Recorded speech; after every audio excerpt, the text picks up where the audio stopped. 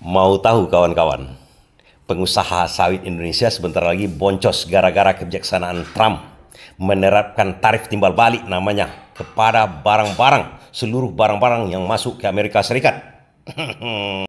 Kalau begitu yang diuntungkan adalah masyarakat Indonesia, rakyat Indonesia, pemakai minyak goreng. Kenapa bisa begitu? Baik, kita mulai kawan-kawan. Apa itu tarif resiprokal? Tarif timbal balik yang dilakukan oleh Trump kemarin itu, yang membuat heboh para ekonom, yang membuat ketar-ketir para pengusaha. Sangat sederhana, kita pakai logika yang sangat sederhana kawan-kawan.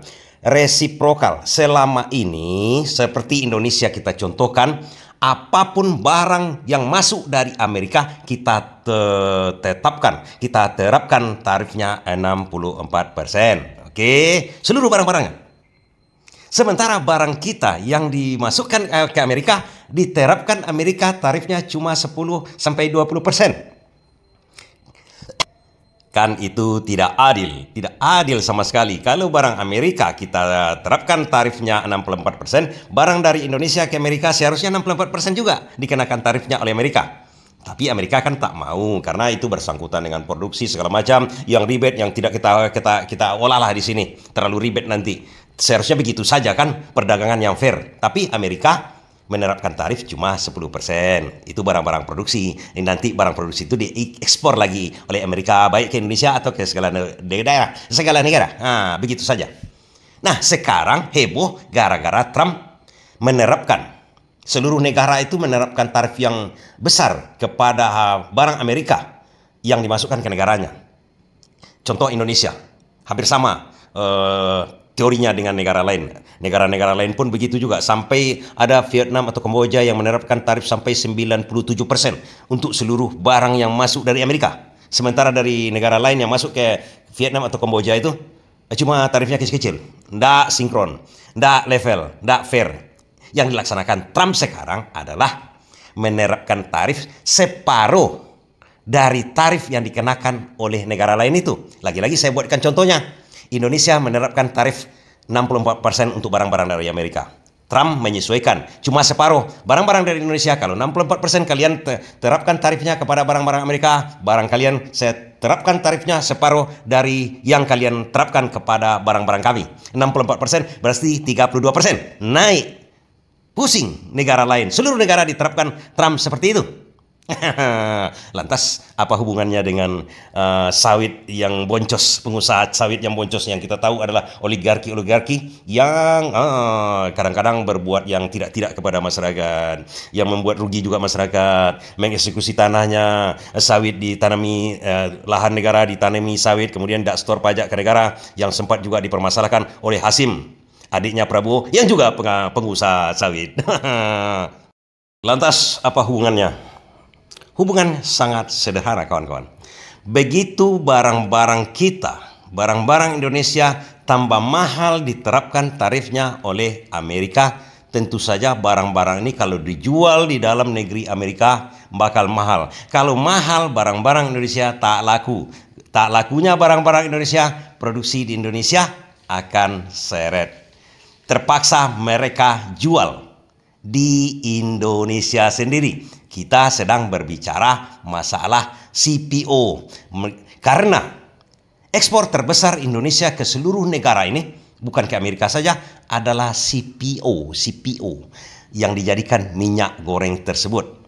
Lantas pertanyaan, apa hubungannya nanti? Ke Amerika tidak bisa diekspor, ke negara lain kan bisa, tarifnya kecil-kecil. CPO Indonesia ini. Tunggu dulu, jangan sampai di situ berpikirnya kita kawan-kawan. Kita berpikirnya, begitu negara-negara lain juga tarifnya tinggi dikenakan oleh Amerika untuk barang-barang dia akan balaskan kepada barang-barang yang masuk ke negaranya. Khusus Indonesia akan terimbas. Produksi atau kita eksportir terbesar di dunia untuk minyak atau kelapa sawit atau CPO kita akan dihambat juga oleh negara lain. Bagaimana cara menghambatnya? Gampang, dia terapkan tarif yang mahal untuk CPO kita. Artinya apa? Kalau diterapkan oleh seluruh negara-negara lain akan naikkan tarif ekspor, tarif yang masuk ke negaranya untuk CPO kita yang bakal menjadi minyak goreng itu, tentu saja CPO kita itu di luar negeri tidak laku lagi, tidak pakai oleh perusahaan-perusahaan yang ada di luar negeri tersebut karena tarifnya sudah tinggi. Karena CPO itu adalah bahan baku untuk membuat minyak goreng, sabun, margarin dan lain-lain. Tak akan dibeli oleh masyarakat dunia luar namanya. Tentu saja menumpuk CPO di sini, menumpuk bahan baku yang namanya kelapa sawit di sini. Apa artinya? Terpaksa mereka jualan di Indonesia.